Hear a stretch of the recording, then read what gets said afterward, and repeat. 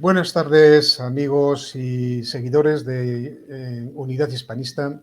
Como es costumbre, tenemos hoy a un invitado, pero este invitado está incluido en una serie de entrevistas y capítulos que estamos desarrollando para hacer un recorrido por todo lo que fue la hispanidad y que dejó de ser desde el momento en que se fueron separando las piezas que lo conformaban, que conformaban la hispanidad. Estos días atrás estuvimos con un personaje que era el doctor Herrera, que nos habló de la República Dominicana. Hoy hemos dado el salto a Chile, porque Chile acaba de ser protagonista de unas elecciones políticas y, bueno, pues ya aprovecharíamos con el personaje que tenemos hoy invitado a que nos comente sus impresiones respecto a esas elecciones y luego pasemos a otros temas, fundamentalmente al eje de esta cuestión que estamos tratando, que es la hispanidad. La hispanidad y la forma de recuperar ese espíritu hispanista que fue carcomiéndose, entró la carcoma y dejó de ser el entramado cognitivo, el entramado cultural, el entramado civilizatorio de lo que hoy son 22 países en la antigua hispanidad y en la propia España, que estamos en proceso de descomposición de ese elemento cognitivo transversal que nos debería unir a todos los españoles para recuperar ese espíritu que fundó la civilización hispana. Nuestro personaje se llama Oswaldo Arturo Garay. Es abogado, magíster en Derecho, especializado en Derecho Público, posgraduado en la Complutense de Madrid, en Derecho Constitucional, Derechos Fundamentales y puntos suspensivos, porque simplemente es explicar todo lo que es nuestro invitado hoy nos llevaría fácilmente un cuarto de hora de programa. Entonces no lo voy a desarrollar al completo porque pues, tiene un currículum apabullante, ¿no? Es consejero director de Relaciones Internacionales de la Asociación de Abogados de Chile, socio fundador del Instituto Chileno de Derecho Administrativo, tiene más de una veintena entre publicaciones, ponencias, libros, revistas, en fin. Es que realmente, bueno, a mí me ha dejado un poquito impresionado la talla de jurista que tiene nuestro invitado de hoy, que no conocía su personalidad como intelectual y como partícipe de esa idea jurídica que es el entramado de derechos fundamentales y de protección de los derechos humanos y de protección de los derechos ciudadanos, de lo que es la recogida de la idea que trajimos desde Isabel la Católica, de lo que es la protección de las personas en su dignidad, en fin. Digamos que es una persona muy significativa, para resumir. Y voy a abrir con una pregunta para luego darle paso a nuestro presidente, que también nos acompaña, como es habitual, Javier Barricoa, en el turno de preguntas, para que nos explique cuáles son sus impresiones primeras, o sea, las que él ha desarrollado como analista de estas últimas elecciones en Chile. ¿Qué le parece el resultado? Y, en fin, ha habido, por ejemplo, una pregunta que sería como muy compleja, ¿no?, de desarrollar. Ha habido limpieza electoral o hay sospechas de que no la ha habido, porque parece que corren algunos rumores en esa dirección de que ha habido, pues no sé, algo raro, ¿no?, en el resultado que no lleva a una conclusión lógica. Y que nos hable un poco de la cuestión. Yo me voy a callar porque si no me suelen criticar de que en cuanto cojo el micrófono me empalmo a él y me confundo con el micrófono y al final se me pone cara de micrófono. Bueno, don Oswaldo, por favor, nos comenta un poco esta materia y luego hablamos de otras cosas, si le parece bien. Bueno, muchas gracias por la invitación en primer lugar. Agradecer tener nuevamente un contacto con España, un país muy querido donde tengo gratos recuerdos. En primer lugar, yo creo que el tema de las elecciones acá en Chile, eh, todo lo que os comenté en estos momentos son conjeturas que van a venir, ¿m? Que eventualmente nosotros podemos pensar que puedan desarrollarse. No soy un analista político, yo soy solamente un académico en, enfocado al derecho constitucional y administrativo, pero os puedo comentar de que en primer lugar estas elecciones fueron bastante peculiares, ¿no? Toda vez de que se enfrentaron dos grandes polos o extremos, ¿m? El extremo derecha y la extrema izquierda, pero no a confundirse. ¿M? La ciudadanía chilena es una ciudadanía que no está polarizada. Los votos que han tenido ambos candidatos han sido votos prestados. En cuanto al origen de esta problemática, se remonta ya hace muchos años atrás que Chile había venido sufriendo, digamos, un proceso de deterioro en justicia social. Como explicaba, Chile ha sido objeto de una polarización producto de muchas injusticias sociales que se han dado en el país. Por ejemplo, eh, eh,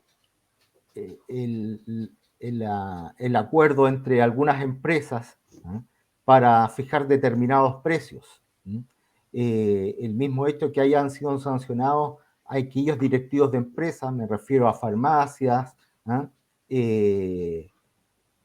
Gas, eventualmente, servicios sanitarios. ¿Eh? Estos empresarios han sido sancionados por la justicia chilena con una clase de ética, por ejemplo. Hubo colusión en materia de servicios importantes y fue declarado por la justicia. Y lamentablemente esto se fue incrementando en un malestar de la ciudadanía. No es que la ciudadanía hubiera estado polarizada, sino viendo tanta injusticia y lamentablemente opiniones de personeros del actual gobierno en que nada contribuyeron. ¿Eh? Por ejemplo, cuando viene este estallido social del 18 de octubre, esto surge a partir de el alza en las tarifas del metro, 30 pesos, pero eran más de 30 pesos.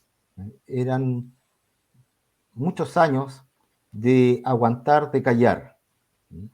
Y más encima los personeros del metro dicen, bueno, si es que no están de acuerdo, levántense más temprano. Esto generó un malestar social y en esa oportunidad la gente salió a las calles, hubo millones de personas en la Plaza Baquedano, la plaza también llamada Plaza Italia, o Plaza de la Dignidad, también conocida, en que pedían cambios, renuncia al presidente, cambios estructurales, cambios en la Constitución, etc. A partir de esto surge la idea de la clase política de generar una nueva constitución y una nueva asamblea y someterla a consideración a la ciudadanía. En ese contexto, la ciudadanía aprueba la dictación de una nueva constitución. Esta nueva constitución iba a estar integrada por asambleístas elegidos directamente y tiene la particularidad de ser la primera asamblea en el mundo en que existe un origen paritario entre hombres y mujeres. Hay incorporación de los pueblos indígenas. Ahora, el resultado de esta comisión es incierto porque estos tienen que entregar al país un proyecto de nueva constitución. En ese contexto se dan las elecciones en Chile. ¿Mm? Dos candidatos, como había expresado anteriormente, que estaban en eh, dos polos muy distintos. Uno afianzado por el Partido Comunista y el otro con raíces de derecha, ultraderecha, pinochetista. ¿Mm? En ese entorno sale electo Gabriel Boric como presidente, el cual es, como repito, respaldado entre otros partidos por el Partido Comunista. Eso es más o menos el recuento, digamos, muy rápido de lo que ha pasado en Chile. Entonces, una pregunta, don Osvaldo. ¿Se puede considerar que hay un proceso constituyente? Usted como experto en derecho constitucional, y este proceso está abierto todavía. ¿Qué viabilidad? Porque cuando se han hecho estas propuestas de asamblea, ¿no?, de una constitución, claro, también algunas veces hemos visto algunos ensayos de esto y salen las ideas más peregrinas, y luego en el derecho, claro, el derecho es el derecho, y si no es aplicable, pues todo eso queda en papel mojado, ¿no? Entonces, ¿cómo está la situación? A ver, la Asamblea Constituyente eligió su mesa directiva. Actualmente ahora se va a elegir nuevamente una nueva mesa. Es incierto, en verdad es incierto. No sabemos qué se va a proponer. Hay iniciativas populares. Hoy día mismo, en la mañana, estuve revisando algunas iniciativas populares que se han presentado, las cuales tienen bajo respaldo aún. Por ejemplo, el derecho al agua, a la estructura, la nueva estructura del Estado, el derecho a los pueblos indígenas, el derecho a la educación, se ha repetido, el derecho a la seguridad social. Son todos derechos innovadores que resultan de un proceso histórico de carencia, particularmente derechos de contenido económico, social y cultural. Si bien es cierto, como yo diría, ejemplificando un poco a Karl Lowenstein, las constituciones latinoamericanas en particular son constituciones que adolecen de un nominalismo muy grande. Nominalismo en el sentido de que el poder o los órganos del poder están dispuestos a cumplir la Constitución, pero se han puesto metas tan altas que van en contra de la estructura económica. No, Lowenstein hablará de que el traje le queda grande. En comparación, por ejemplo, a la Constitución española, que es una constitución normativa, el traje le queda bien. Hay un equilibrio, ¿cierto?, entre los deseos, las necesidades en general, digo yo, en comparación a la estructura normativa. La Constitución se cumple. En los países latinoamericanos no siempre es así, muy por el contrario. Se establecen ciertos derechos que son muy encomiables, con, por ejemplo, el derecho a la seguridad social, el derecho a la cultura, y vemos de que estos derechos no se cumplen por un problema de estructura económica. Existen otras prioridades. Así también ha ocurrido en el África. Hay constituciones muy buenas, pero ¿se cumplen realmente? Bueno, y eso es lo que ha ocurrido en parte en Chile. La Constitución ha quedado un poco desfasada a la realidad social. Yo, sin ser un proclive acérrimo de Bauman, sí encuentro razón en el sentido de que estamos frente a una sociedad líquida, en que todo cambia, en que la incertidumbre se ha hecho parte de nuestro diario de vivir, en todos los campos de nuestra vida.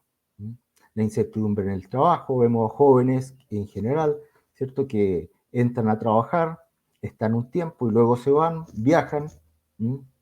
La incertidumbre en el amor, en que, como dice Bauman, ¿cierto?, las sociedades, estas ya no existen estructuras permanentes. Uno se casa para toda la vida, pero eso ya no ocurre.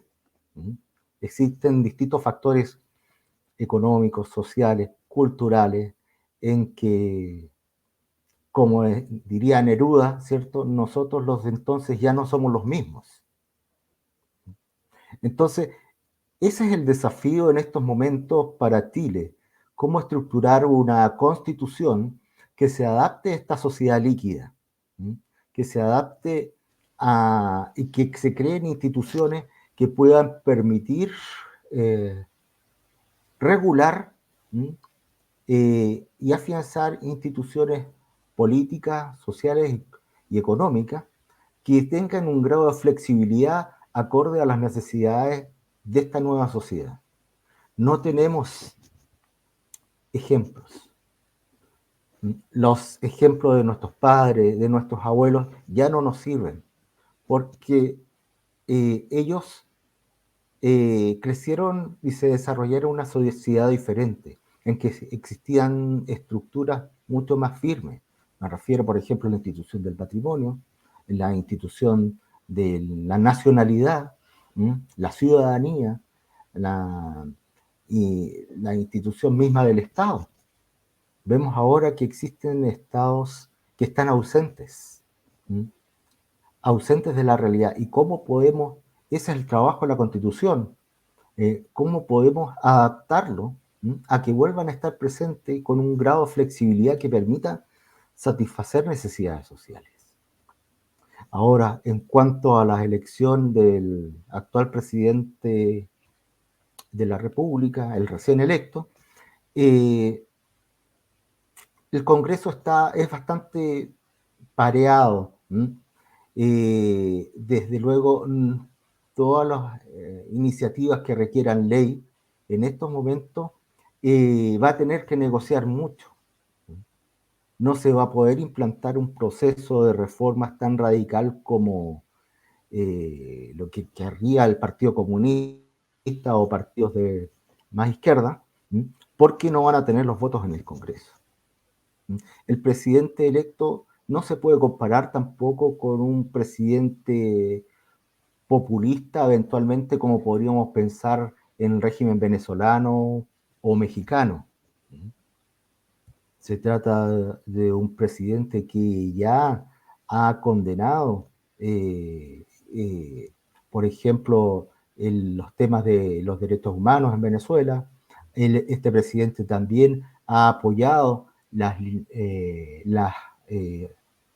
luchas sociales que se están dando en Cuba, pero no es un presidente, digamos, como el resto de los de Latinoamérica.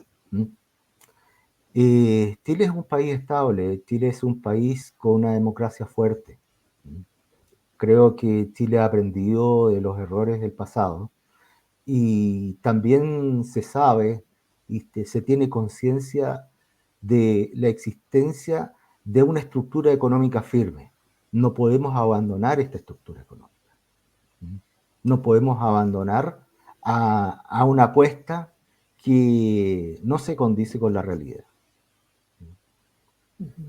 ¿Tiene algún parangón el desarrollo que está teniendo España en el proceso constitucional con Chile? Porque también recuerdo que un ministro habló de proceso constituyente con ocasión del estado de alarma, de la pandemia.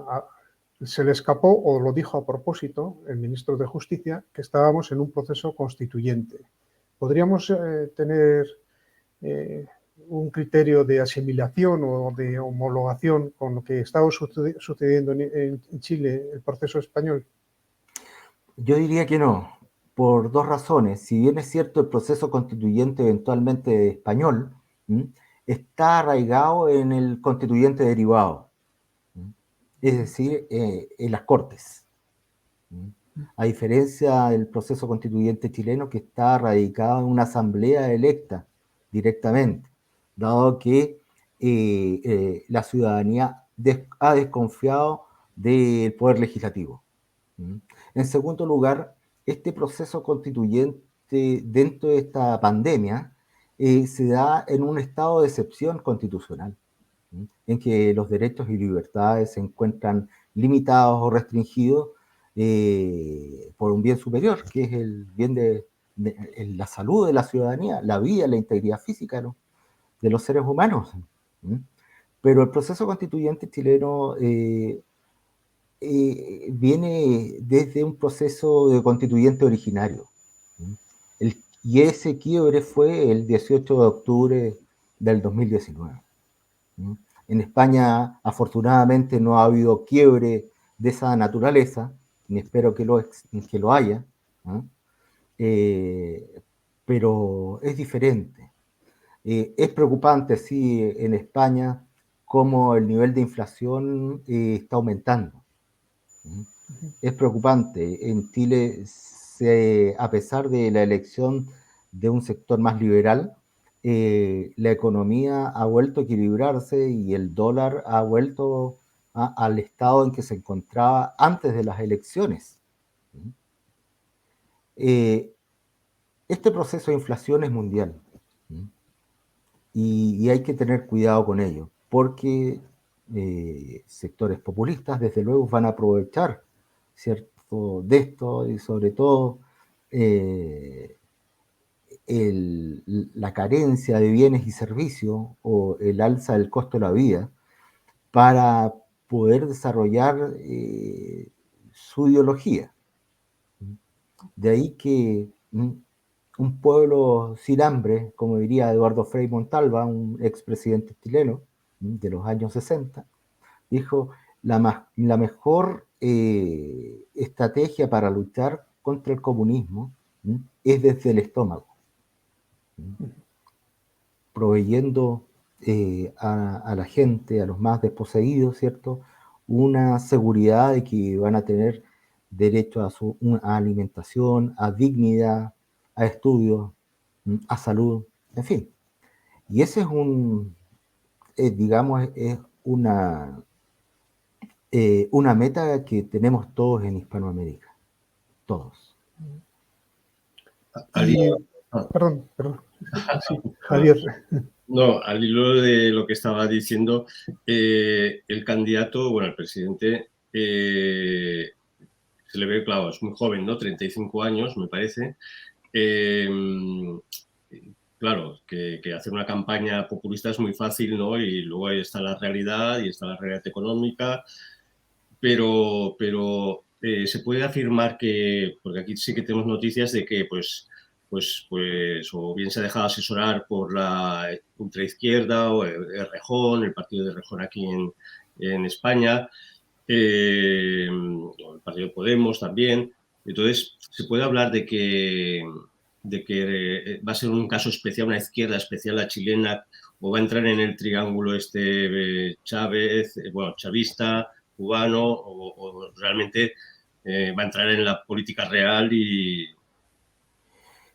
Mire, yo creo, en primer lugar, que cualquier conjetura que hacemos, lo hacemos desde de nuestra historia personal.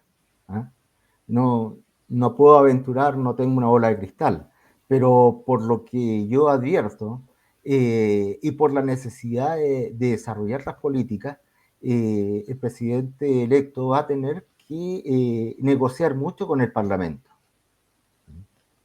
Y el Parlamento está equilibrado. No hay mayorías ni en uno ni en otro sector. Es decir, va a tener que negociar. No se puede comparar a Chile con Venezuela. Es un error, un reduccionismo muy grande. En primer lugar, el desarrollo de Chile ha sido distinto. Si bien es cierto, Venezuela tuvo una gran prosperidad económica antes de Chávez, Chávez se aprovechó de digamos, de muchos derechos sociales que no tenía el pueblo venezolano. No tenía urbanización, no tenía agua. Las poblaciones en Venezuela no había ni siquiera construido un desagües. Chávez le puso agua, le puso desagüe, les creó cédulas de identidad para que votaran. El proceso chileno es muy distinto. Chile es un país desarrollado o en vías de desarrollo. Lo que sí Chile tiene son amplios sectores de desigualdad. Es uno de los países más desiguales de la OECD. Y ese es el caldo de cultivo. No creo que el presidente Boric opte por un intervencionismo como ocurrió en Venezuela. Primero porque las Fuerzas Armadas chilenas no van a estar dispuestas. Las Fuerzas Armadas chilenas son democráticas, han obedecido al poder, pero no se van a embarcar, puesto que también les costó caro. Fíjese usted que hay personas que han sido juzgadas ahora por derechos humanos, por crímenes contra la humanidad, que en el año 73 tenían 20 años. 20 años. Obedecían a sus superiores. Las Fuerzas Armadas no van a estar dispuestas a intervenir si no se les diera una garantía de que no se les va a perseguir por siempre. Y eso no va a ocurrir. El candidato a la presidencia Kast tenía un proyecto para indultar a estos oficiales que ya están con Alzheimer, que están con cáncer avanzado, y esto no resultó. Luego, si usted revisa la historia de Chile y lo que pasó recientemente en el año 2019, en que el presidente Piñera convoca a las Fuerzas Armadas, las Fuerzas Armadas salieron, obedecieron, pero no ejercieron un rol que pudieron haberlo hecho. ¿Y por qué? Porque no tienen el respaldo. No van a poner las manos al fuego a sabiendas que después se les puede criticar, juzgar, encarcelar, porque no tenían las garantías. Entonces, no veo una posibilidad de una revuelta social, digamos, ni tampoco que se apueste a un estilo de gobierno de Chávez o como de Cuba o Nicaragua. Chile es distinto. Chile, permítame que le diga, es uno de los países más parecidos a España en toda Latinoamérica. Tenemos la forma de pensar es muy parecida. Nuestras ciudades son muy, muy idénticas en muchos aspectos a España. Chile, todavía acá en Chile existen muchos refranes o modismos antiguos españoles. Que yo cuando estaba en España, yo les contaba que en Chiloé, por ejemplo, el último reducto español, había costumbres como que se decía, este niño no me hace juicio, sosiégate. Son expresiones de un castellano antiguo que ha quedado. Chile además tiene la grata influencia alemana en sentido del trabajo. Nosotros acá en Chile sabemos que todo no es para siempre. Todo se destruye en algún momento. Es uno de los países de más alta sismicidad en el mundo. Todos los días acá en Chile, en alguna zona del territorio, hay un temblor. Estamos acostumbrados a crecer de cero. Estamos acostumbrados a reírnos de nuestras propias dolencias. Estamos acostumbrados a construir nuevamente nuestras iglesias, nuestros edificios. Tenemos un sentido del humor bastante negro, por decirlo así. Nos reímos de nosotros mismos, de nuestras calamidades. Pero por sobre todo, como le decía, esta influencia alemana que tuvo en Chile, que recibió Chile, además de la española y de otros países europeos, nos han dado ese espíritu de sacrificio. Acá nadie nos ha regalado nada. Todo se ha construido de la nada. Chile era el país más pobre de toda Latinoamérica. Y en que sobre la base del sacrificio, del esfuerzo, ha llegado a ser una de las economías más importantes de Latinoamérica. Y creo que eso no se va a olvidar, ni se va a echar al tacho por eventualmente cualquier elección de presidente o cualquier mandato de presidente de la República. A diferencia de España también, el régimen nuestro es un régimen presidencialista. España es un régimen parlamentario y además tiene España una estructura de autonomías locales que Chile no tiene. Eso ha permitido también una especie de centralismo que ha permitido el desarrollo del país, sin perjuicio de que existe una deuda también grande con las regiones. Bueno, yo pasaría igual, yo creo que ha hecho usted una exposición muy detallada y muy rigurosa y en fin, muy descriptiva de lo que es Chile. Quizá pasaría ya a otra cuestión.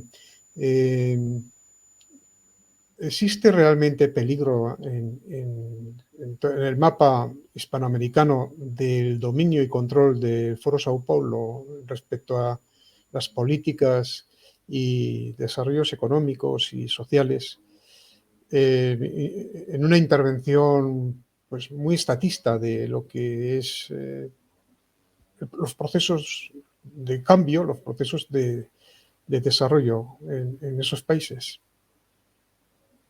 Es decir, el Foro Sao Paulo es realmente tan potente, tan poderoso, que realmente responde a ese criterio de que la agenda Sao Paulo se está implantando, aunque en Chile no de una manera tan descarada o no tan evidente como es pues, en otros países, ¿no? ¿Hay realmente ese riesgo? Yo creo que sí, pero no el origen no es el Foro de Sao Paulo. El origen es la desigualdad. El origen es la injusticia. El origen es la falta de educación. Se manipula a la gente a través de los medios de comunicación. En la medida de que esto no ocurra, se vaya aplacando, esto no debiera tener, porque el Foro de Sao Paulo no es nada más y nada menos que una posición política. Y la gente ya está aburrida de la izquierda o la derecha, porque ambas alas son del mismo pájaro. Y ni izquierda ni derecha han permitido el desarrollo de Latinoamérica. A mí me preocupa porque Latinoamérica está siguiendo los pasos de África, en el sentido en que su economía primaria se exportan solamente bienes ¿cómo se llama? Sí, bienes que no han sido procesados, son recursos naturales. Los recursos naturales se agotan, claro. No hay bienes procesados, no hay industria. Y África se empobreció gracias a eso. No extrayeron todos los recursos naturales. América Latina está pasando por el mismo proceso, en que acá lo más importante es volver a una educación como la que tuvo Chile en los años 40, 50, en que la educación no sea especializada, sino que sea omnicomprensiva. Un jurista no puede ser jurista si no sabe de poesía, de literatura, de historia. Un médico tampoco, porque basta que se acabe esa técnica para dejar de ser médico. Un jurista basta que elimine una ley para que pueda dejar de ser abogado o jurista. Esto no es posible. En Latinoamérica se necesita un mayor grado de cultura, de educación seria, y no que esté en manos del mercado. Eso, lamentablemente, es la fuerza en estos momentos del Foro de Sao Paulo. La carencia de los recursos, y da igual si es de derecha o de izquierda el presidente que salga, si es que no resuelve estos problemas.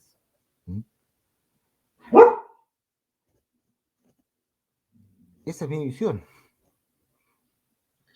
Sí, entonces, sí. Desde esta visión, yo creo que Chile es un país privilegiado en el entorno, ¿no?, de países hispanoamericanos, porque, como bien ha dicho, hay un sustrato pues económico, esa mentalidad, ¿no?, alemana que tanto se nota y de seriedad, ¿no?, pero entonces, en el entorno así, digamos, con Argentina, con otros países fronterizos, que siempre había habido, pues, como, digamos, esas rencillas o esas peleas, bueno, fronterizas, eso ya ha pasado a segundo plano dentro de la geopolítica de Chile, o sigue teniendo como importancia a la hora digamos, de poder configurar como una especie de confederación, ¿no?, de intereses y ayudarse mutuamente. Mire, yo lo veo muy difícil. Latinoamérica, otro cáncer que también tiene afectado es la corrupción. No se puede hacer confederaciones eventualmente con países que están hundidos en la corrupción, porque esto es una célula que impide el desarrollo. Nuestros países vecinos no se han caracterizado por la transparencia en el sentido de hacer las cosas bien, salvo Uruguay, pero no es fronterizo nuestro. Pero Chile y Uruguay son los países que tienen más altos índices de probidad y de transparencia. Pero no nos podemos quedar en estos altos índices. Estos altos índices están en peligro. Argentina no puedo decir lo mismo. Perú tampoco. Usted sabe que acá en Chile lo detiene un policía, y el ciudadano que llegara a poner un peso entre su boleta y el policía es arrestado.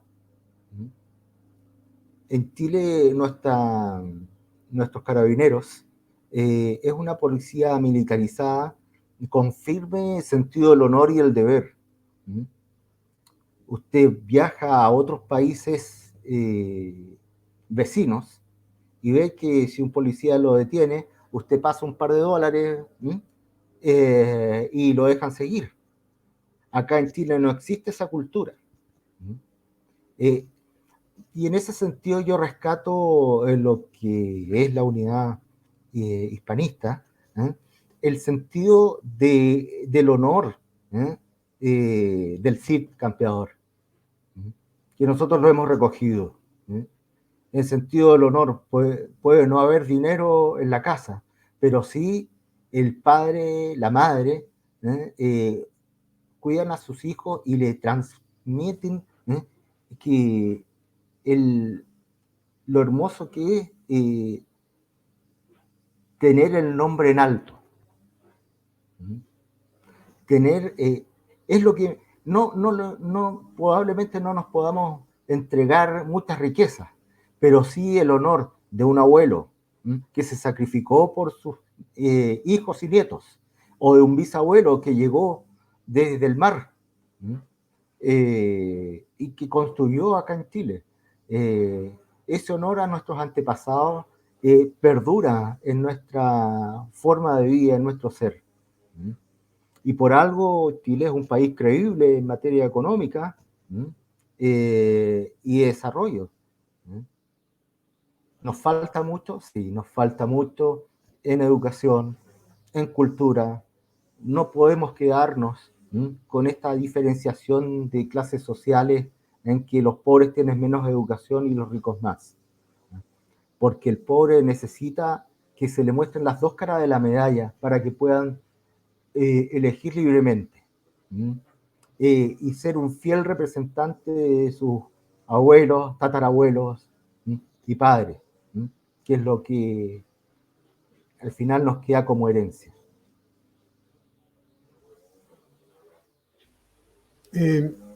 ¿Habría posibilidad?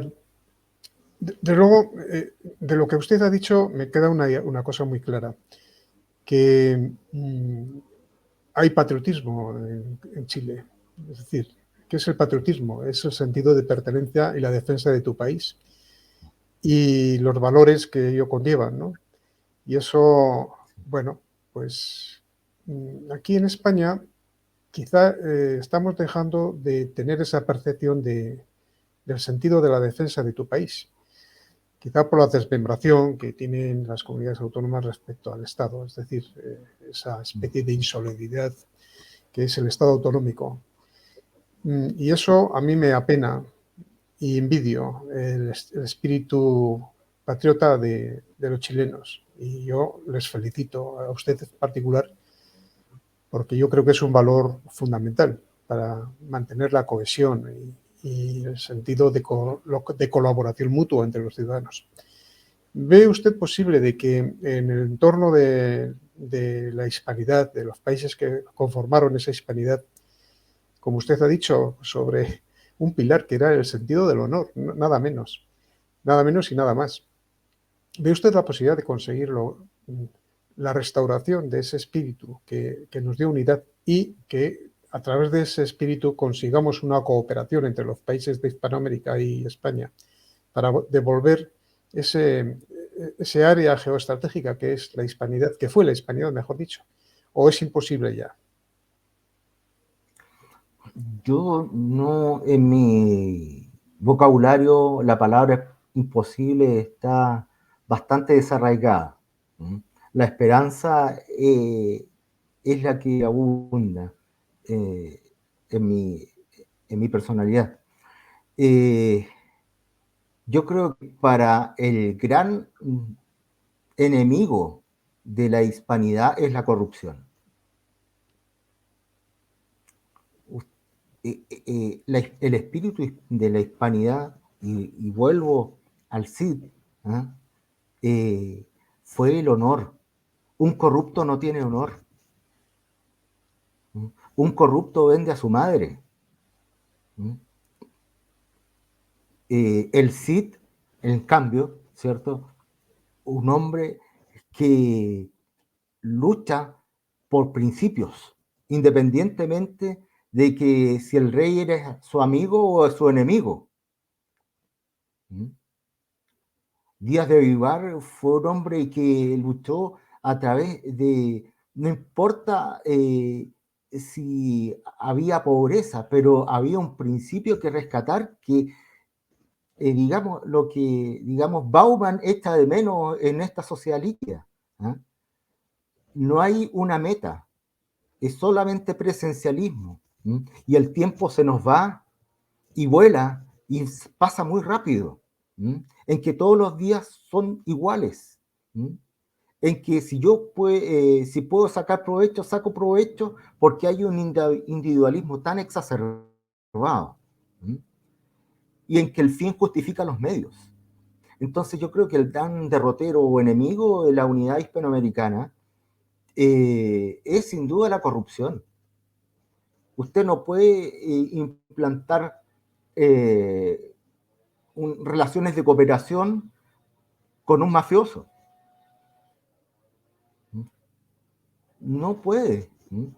Es, como diría Popper, un gran cuestionamiento. ¿Se puede ser tolerante con el intolerante? ¿Cuál es nuestro límite? Entonces, en la medida de que Iberoamérica no extirpe la corrupción, este cáncer, ¿ah? Es muy difícil. Es muy difícil. No digo que sea imposible, pero ¿Cómo se no bastan leyes. ¿Cómo se podría, don Osvaldo, iniciar el proceso de regeneración? Sabiendo que es muy difícil, claro. Bueno, a eso voy. No sirven leyes. No es un cambio cultural en la persona de cada individuo. Y eso pasa por acentuar el derecho a la educación. No solamente a la instrucción, sino a la educación. Fíjese usted que a mí me parecía, yo tuve una situación, perdone que sea autorreferente, pero yo estaba en una audiencia y le faltaba una silla a una testigo, y la testigo estaba trayendo la silla a ella sola. Yo llego como caballero, y me ofrezco y le tomo la silla para ayudarla, y la chica se me enoja y me dice: yo puedo sola, no necesito hombres para que me ayuden. Entonces yo le dije: señorita, discúlpeme, pero yo fui educado en otro contexto histórico, discúlpeme, no quise ofenderla. Nosotros fuimos educados en que a las damas se le abría la puerta del auto, se le tomaba la mano a la madre para bajar de las escaleras. Yo fui educado bajo valores que en estos momentos están en pugna, porque es una manifestación de machismo. No lo es. Es de educación. Es de agradar al otro, sin perder nuestra esencia. Yo creo que por ahí va el camino. El camino está en acentuar en las escuelas de educación, en las universidades, en los institutos, a la formación de profesores, profesores que tengan como meta que sus pupilos sean mejores que ellos. No se trata de volver atrás ni tampoco de bailar vals o cualquier... no se trata de eso, se trata de ser mejores personas. Se trata de seguir los principios, aunque nos duelan. Fíjese usted que yo fui contralor de una universidad pública. Y a mí me removieron del cargo por no prestar mi firma a hechos que eran irregulares. Mi nombramiento llegó al Parlamento y la Cámara de Diputados le exigió una respuesta a la universidad. Ahora el rector ya no está, y se descubrió cuál era la verdad. Me costó, sí, un cargo, pero yo seguí firme a mis principios. ¿Por qué? Porque detrás tengo a mis padres, a mis abuelos, a mis bisabuelos, y adelante tengo a mis hijos. Si se pudiera inculcar en la educación estos principios, independientemente de que piensen lo que quieran mis hijos, pero que sean libres para optar. Y para optar necesariamente es requisito conocer las dos caras de la medalla. Yo creo que esa es una tarea de la unidad hispanista que hay que comprometerse, luchar contra la corrupción, y favorecer la educación. Fíjese, termino con una anécdota que yo invité a un gran amigo mío, experto en derecho informático, español, Pablo Fernández Bugueño, quien si me escucha y le mando un caluroso abrazo. Yo lo invité a Chile, ¿m? Cuando llega fue en septiembre y la ciudad, Santiago, estaba enarbolada de banderas chilenas, edificios públicos, edificios privados. En todas las casas estaba la bandera con la estrella solitaria. Y Pablo me dice, qué envidia os tengo. Cómo me gustaría que mi país también se enarbolara la bandera. Y que no se dijera juega selección, sino que juega España. Y yo le decía, no, nosotros sí estamos orgullosos de ser chilenos, por lo que hemos construido con dolor, pero tenemos una bandera y nadie nos las puede quitar. Eso es una contribución que nosotros podríamos dar a España, estar orgullosos de vuestra bandera, de vuestros símbolos. El escudo de España simboliza tantos reinos, tanta historia, el respeto a nuestros abuelos, a nuestros ancestros. Mi abuelo era español, era vasco, y llegó a Chile. Pero es un respeto, el respeto de decirle, en el otro mundo estoy haciendo o he hecho lo mejor que pude para que tú estuvieras orgulloso de mí.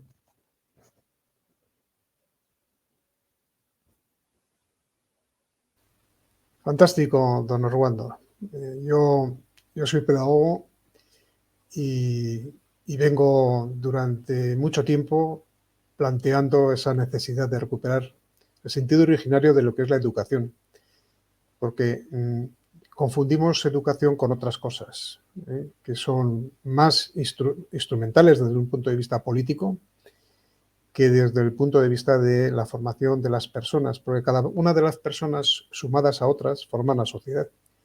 Y si cada persona no tiene diríamos, el bagaje cultural, la ligación con su pasado y el concepto de los valores heredados, y simplemente se produce un individualismo líquido, como dice usted, empleando ese mismo término, pues la sociedad se descompone.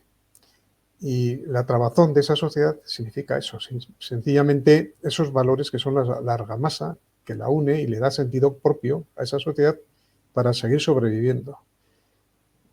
Me parece fantástica la idea que usted ha dicho y me siento totalmente identificado. Lo digo como pedagogo que durante tiempo he estado luchando por esos valores. Muchas gracias por su exposición. Javier, ¿quisieras continuar? Javier. Perdón. Bueno, para no alargarnos mucho, una pequeña pregunta, y igual como despedida. Lo que sorprende es que en las elecciones, y volvemos al principio, José Antonio Caz salió elegido en primera, ¿no? Como en primera opción en la primera vuelta, y luego en segunda, pues evidentemente Boric. Esto significa que la sociedad está fracturada, porque nosotros aquí en España tenemos la percepción de que hay una profunda fractura, ¿no? casi irresoluble entre dos conceptos de España, ¿no? ¿Y esto se está viviendo en Chile o no es tan así? Yo creo que es un error conceptual atribuirle todos los votos de Kast a Kast propiamente tal como a Boric. Es un error conceptual porque estos son prestados. La sociedad no está polarizada. Hay sectores que quieren polarizarla. hay sectores que quieren llevar agua a su molino. Mientras más odio, más polarización. Sectores de ambos bandos. Yo creo que no. Chile ha sido siempre un país, y espero no equivocarme, pero Chile es un país en que el equilibrio forma parte del temperamento del chileno. El chileno no es tonto, es callado, es observador, aguanta hasta que se desborda. En España es distinto. El proceso de fracturación de España viene de muchos años atrás. Desde ya la Segunda República. Es distinto. España sufrió una guerra civil. No se puede comparar con el golpe militar que hay aquí en Chile en 1973. España desangró.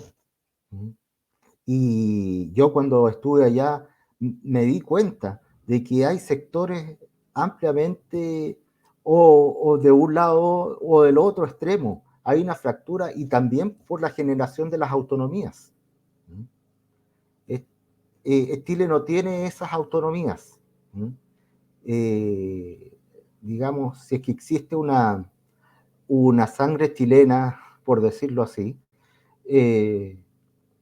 está unificada. Chile siempre ha sido un país, un Estado, ¿cómo se llama? Un Estado unido, un Estado en que no existe ni siquiera una idea de federalismo. Yo creo que España tiene otras heridas distintas a las de Chile. España está también influenciada, creo yo, por África. Está influenciada también por Europa, distinto a nosotros. Los chilenos estamos influenciados por el mar y por la cordillera. Somos una especie de isla, ¿no? España tiene sus problemas que son distintos. España está fracturada desde mucho tiempo atrás.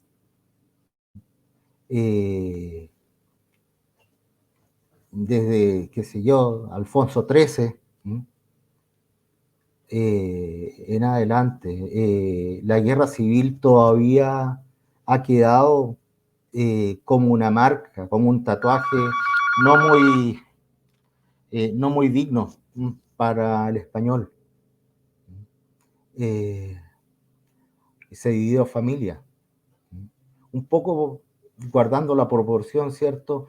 Alemania del Este con la Alemania Federal. Todavía siguen heridas.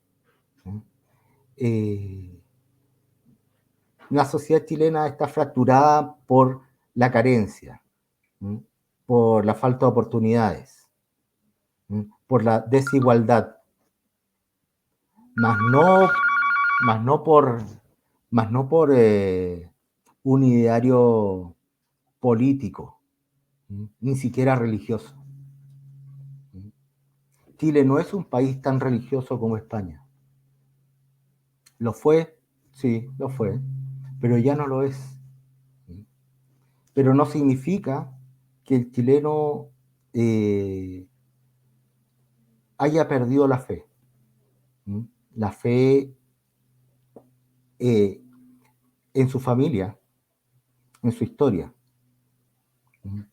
La fe en ser como mi papá, o acercarme, digamos, un poquito a todo lo que fue mi abuelo, que tenía valores. Esa es fe que está en Chile. O darle una satisfacción a mi madre, que se esforzó por tantos años. esa es nuestra realidad. No se puede comparar procesos políticos. Si bien, repito, tanto izquierda como derecha son alas del mismo pájaro, nosotros necesitamos otra especie que vuele más alta, un águila, un cóndor, que esté despercudido de toda la corrupción y el egoísmo que hay, que reemplace la competencia por la cooperación, la solidaridad.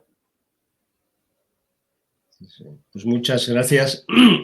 Ernesto, si quieres cerrar la entrevista.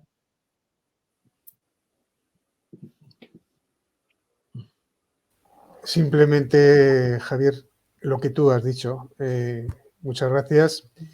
Ha sido casi una clase universitaria la que tenemos hoy con usted, muy ilustrativa, muy aleccionadora, y queremos agradecerle su exposición.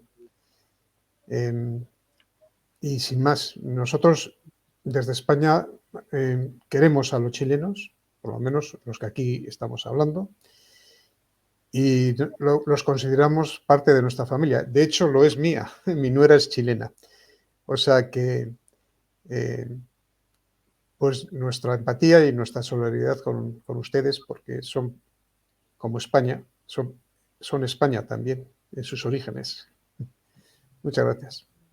Así es. Muchas gracias. Muchas gracias a ustedes. Muchas gracias a ustedes por la oportunidad de poder compartir y poder expresar lo que hemos hecho. Clase de ninguna manera. Es solamente una exposición que ha salido del alma, más que de eruditos conceptos. Bueno, esas son las mejores lecciones, las que salen del corazón. Sí.